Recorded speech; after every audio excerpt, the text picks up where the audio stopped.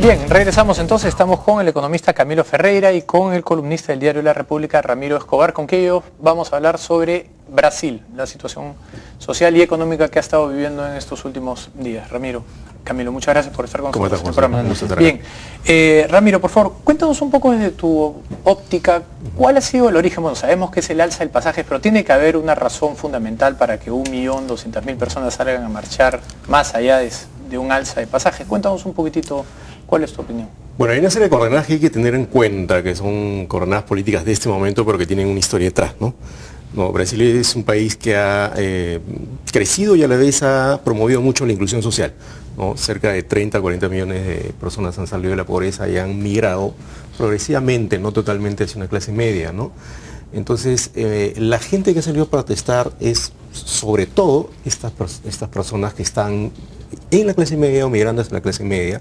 No ha salido a protestar la gente de las favelas, ¿no? Que tiene una vida en buena parte subsidiada, ¿no? Algunos de ellos en algún momento han migrado hacia la clase media y entonces esta masa, digamos, ha salido a protestar para demandar varias cosas como servicios públicos. El detonante, es interesante observarlo, ha sido el costo del pasaje. La vida es muy cara en Brasil. Yo he estado unas 3 veces en Brasil en el lapso en que ha gobernado Lula y han gobernado Lula y Dilma Rousseff. Y en general la vida es bastante cara, los servicios son caros. Esta alza de pasaje, por ejemplo, es como si acá el pasaje costara 3.70 soles y si se fuera hasta más de 4 más o menos. Es un estimado que yo he hecho, ¿no? Pero a partir de ahí, sobre todo a partir de un día en que hay una violenta represión policial, se genera esta ola ya mayor que llega hasta sacar 1 millón de personas a la calle y ahí se juntan otros reclamos, ¿no? Por ejemplo, corrupción, por ejemplo, salud, educación, la mega inversión en mega eventos deportivos que hacen que estas personas digan, bueno, no es que nuestra situación esté muy mala, ¿no? Pero hay una serie de servicios públicos que no funcionan, que no son en todo caso como los del primer mundo al cual aspira a llegar Brasil. Y todas estas cuestiones que se sienten como un despilfarro por un lado, como una inequidad por otro, porque cómo es que gastan tanto. Un señor tenía un cartel que decía, si su hijo se enferma, llévelo al estadio, ¿no?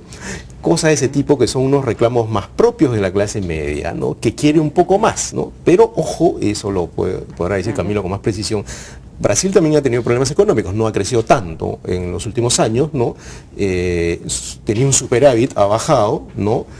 Algunos capitales se han ido, no está en la bonanza en la que estuvo hace unos años, pero la protesta política hay que entenderla sobre todo en clave social, no es una protesta de los partidos, ¿no? Es una protesta espontánea, tipo la que hubo al contrario, han rechazado la presencia de los partidos, ¿no? Del mismo PT, ¿no? Y de otros partidos desde la izquierda hasta la derecha, ¿no? Es una protesta que tiene algún parentesco leve, diría yo, con la que hubo en los países árabes, pero detonada por otros motivos, ¿no? En los países árabes se protestaba contra una dictadura, contra algunas dictaduras. Acá no se está protestando con una dictadura, sino por una situación social y económica que empieza a pesar un poco sobre la gente. Pero el detonante, la naturaleza del movimiento es similar en el sentido de que es espontáneo y algo incorpóreo. Cuando Dilma Rousseff dice quiero hablar con los líderes, bueno, habría que preguntarse cuáles son. No se ha reunido con algunos, pero la misma gente con la que yo hablé en Brasil no ve claro quiénes son los líderes. Camilo, Ramiro menciona algo interesante, ¿no? Que es la primavera árabe. La primavera árabe se inicia básicamente con este comerciante que se prende fuego gritando los pobres tenemos también el derecho a comerciar, ¿no? Y en Brasil tiene también un detonante que es económico, ¿no? El alza de los pasajes que en verdad lo que está es escondiendo unos altos costos de vida. Cuéntanos un poquito cómo funciona la economía brasilera para entender este movimiento tan grande de indignados, ¿no? El Brasil es una economía, es el caso más claro de economía mixta. Tienes un gobierno con un banco central independiente, equilibrios macroeconómicos, tasa de inflación, si bien relativamente elevada para nuestros estándares, alrededor de 6.5, pero a pesar de ello, dentro de los márgenes manejables, en el cual no tiene efectos nocivos sobre el crecimiento económico. Y el déficit fiscal se encuentra en un 2.7%, se halla también entre un rango regular. El problema en Brasil no está en los equilibrios macroeconómicos, está en el componente microeconómico de la economía brasilera. La economía brasilera es una economía que ha estado de manera casi perenne creciendo a una tasa bastante baja, en los últimos años, ha crecido 0.9 en el año pasado, este año se calcula que va a crecer alrededor de 3.4, pero están revisando la tasa a la baja. Entonces, ocurre también de que es una economía en la cual el Estado representa 39% del PBI. Y cuando tienes el 48% de la economía informal, eso significa de que sobre el sector formal de la economía tienes presiones casi noruegas, ¿no? Entonces... Para hacer un estimado, trayendo eso a valor peruano, ¿de cuánto estamos hablando, por ejemplo, del presupuesto, ¿no? Bueno, estamos hablando, si su ingreso per cápita es 12.000, es un 40% de 12.000, o sea, 4.800. Es más o menos como la mitad del ingreso de un peruano, casi la mitad del ingreso de un peruano es el gasto público en Brasil. Por persona. Por persona. El gasto público brasileño es alrededor de 2 veces y media el gasto público por persona en Perú. Claro. Y tienen niveles de pobreza similares a los peruanos. Niveles de miseria. La pobreza es un poco más baja. En Brasil la pobreza es 20%, mientras en Perú es alrededor de 26%. Sin embargo, en miseria tenemos tasas más o menos iguales, de alrededor de 6,5%, porque Brasil, a pesar de 10 años de lulismo y Dilma en el poder, se mantiene como una de las economías con mayor desigualdad de Latinoamérica, ¿no? Correcto. Ramiro, ¿quiénes son los indignados? Porque tú mencionabas, efectivamente hay una gran población brasilera que ha salido de la pobreza y se ha de alguna manera introducido a la clase media, ¿no? Han podido salir de esta condición, pero hemos visto que las protestas son mayoritariamente pacíficas. Han habido algunos escenarios de violencia, pero han sido los menores. La mayoría de las imágenes son personas que han tenido hasta respeto con los policías y policías teniendo mucho respeto con la población, lo que indica que era un sentimiento que incluso la policía también de alguna manera percibía, ¿no? ¿Quiénes son los indignados brasileños? No solo eso, sino que en un momento hubo un policía que incluso tiró su arma y se integró a las protestas, ¿no? Ahí coincidiría con Camilo en el sentido que Brasil es una sociedad muy desigual, ¿no? Ese es el problema de los modelos cuando privilegian la macroeconomía y no ven la microeconomía y pueden generar estos desequilibrios, ¿no?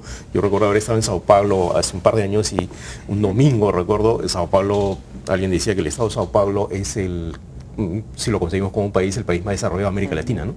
Tiene un desarrollo casi del primer mundo, pero yo recuerdo ese domingo salían como personajes del subsuelo, ¿no? De una marginalidad impresionante, ¿no? Y creo que hay mucha delincuencia también todavía, que es otro de los problemas que se ha reclamado.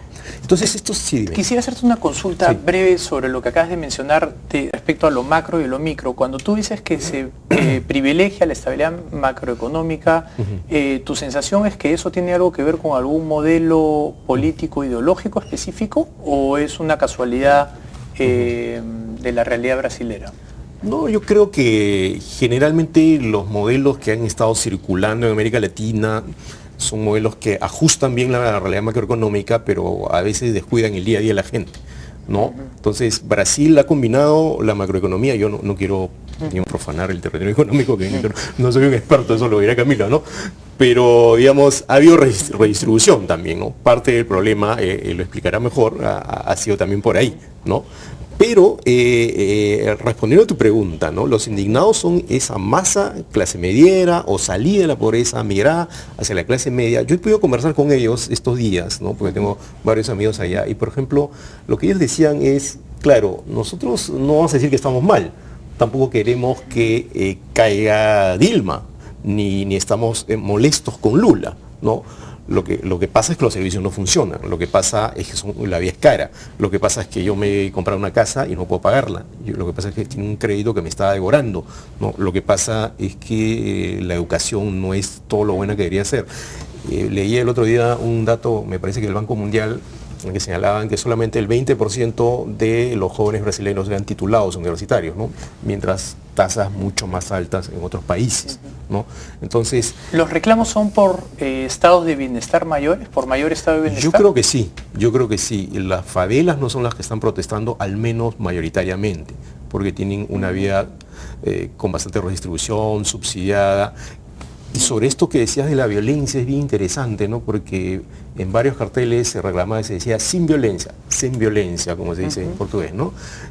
Porque creo que la gran masa que ha salido a protestar es una masa urbana, clase mediera, joven, que no quiere que esto se convierta en un episodio de turbulencia mayor. Ha habido ya 4 muertos, pero son 4 muertos han sido por accidentes, no han sido por disparos de la policía ni por algunas peleas en la calle, ¿no? Lo que pasa es que el volumen, como se dice en Brasil, no tudo grande, ¿no? De gente que sale a protestar, claro, es sale enorme. un millón de personas a la calle y basta una persona que tenga un paro para un infarto para que ella sea las últimas 2 muertes registradas. Que entre 1 millón de personas alguien va a morir. Exacto, ¿no? Entonces las últimas personas que han muerto han sido atropelladas, ¿no? Entonces hay un cóctel ahí de cosas y para responder aún más a tu pregunta, estos indignados creo que son esa gran masa que demanda mayor bienestar, ¿no? Frente a un Estado que ha manejado bien su macroeconomía, pero ha tenido ese fallo, digamos, en el nivel de la vida cotidiana. ¿Y qué haces con una población que sube de nivel social y económico, pero le cuesta pues vivir así, ¿no? Le cuesta y en un momento por un pequeño problema a nivel de los pasajes sale a la calle y ya envuelve otras cosas como la corrupción y otros temas, ¿no? Bien, vamos a hacer nosotros nuestra primera pausa y vamos a seguir regresando. Estamos conversando sobre la situación socioeconómica en Brasil. Una pausa y regresamos. Scotiabank, descubre lo que puedes lograr.